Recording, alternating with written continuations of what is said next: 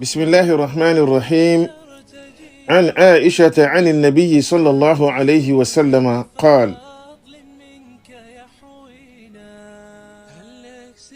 مثل الذي يقرأ القرآن وهو حافظ له مع السفرة الكرام البررة ومثل الذي يكره وهو يتعاهده وهو عليه شديد فله أجران متفق عليه.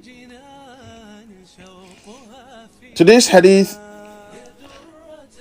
is taken from the books of Bukhari and Muslim, from Kitab al-Tafsir, Tafsir al-Quran in Bukhari, and Kitab al-Salat al-Musafirin wa Kasruha in Imam Muslim Sahih. Aisha, may Allah be pleased with her, reports that the Prophet, peace and blessings of Allah be upon him, said, Prophet ﷺ said, the example of one who recites the Quran and memorizes it is that of one with the righteous and noble scribes. The example of one who recites the Quran and is committed to it, although it is difficult for him, is that of one with a double reward. This hadith is in Bukhari and Muslim, as mentioned. Aisha as-Siddiqa bint Abu Bakr as-Siddiq is the third wife of the Prophet Muhammad sallallahu alayhi wa alihi wasallam. She is one of the mothers of the believers. The life of Aisha is a proof that a woman can be far more learned than men, and that she can be the teacher of scholars and experts. Her life is also a proof that a woman can exert influence over men and women and provide them with inspiration and leadership.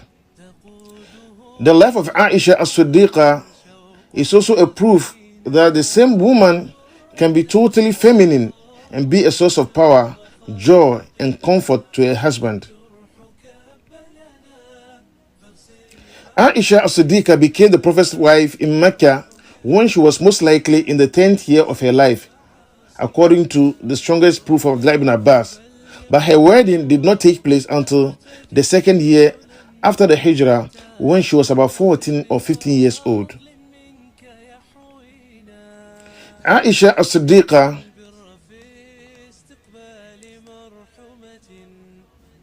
is said to be the greatest woman among the wives of Rasulullah after Khadijatul Kubra. This is due to her strength of personality. She was a leader in every field of knowledge, in society, politics, and war. She died in the year 58 of the Hijrah in the month of Ramadan. And before her death, she instructed that she should be buried in Jannat al-Baqi al-Garqad in Medina. May Allah be pleased with Aisha. In this hadith,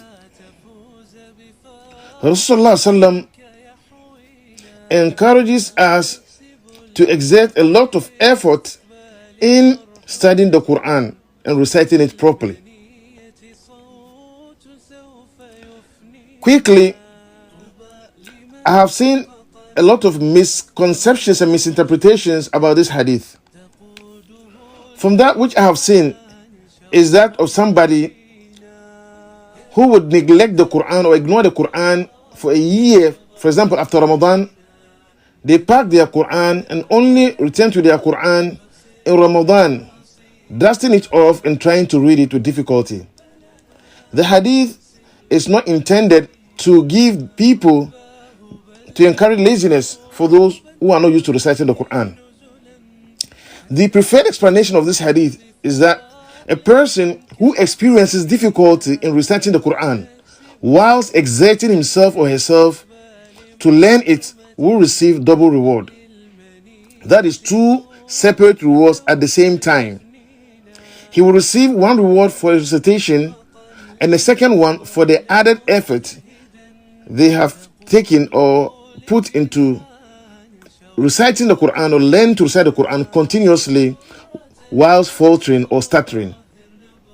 This, however, is not in comparison to the reward of the one who is proficient in the Quran, the mahir in Quran. It does not mean that the first type of person who is proficient in Quran, in his Arabic, in his makharij, is surpassed by the second person who starts. The reward which was mentioned for the one proficient in the Quran is far more virtuous, higher and greater, for he will be in the company of the angels. This is the explanation that has come from Ibn Hajar in Fathul Bari, in Al-Minhaj, in Mirkat al-Mafati, and all that. Aisha radiallahu anha encourages us with this hadith to try and be studious, exert a lot of effort in learning the Quran every now and then, not just putting the Quran away and then coming back after months or years only to have problems in recitation. In this hadith, although it will be suitable to translate the word ajran as double, there could potentially be other opinions or meanings to ajran. Ibn Tin rahimahullah ta'ala has mentioned that a difference of opinion has been recorded from the Salaf regarding the implicated meaning of the hadith and the word ajran. Some of the ulama imply that the person who recites the Quran with difficulty would definitely receive a greater reward than a fluent, proficient writer of the Quran. But others think otherwise. We encourage brothers and sisters, we encourage Muslims to hold on to recitation of the Quran every now and then, so Allah would include them among the Ahlullahi on the day of Qiyamah. Wassalamu alaikum wa rahmatullahi wa barakatuh.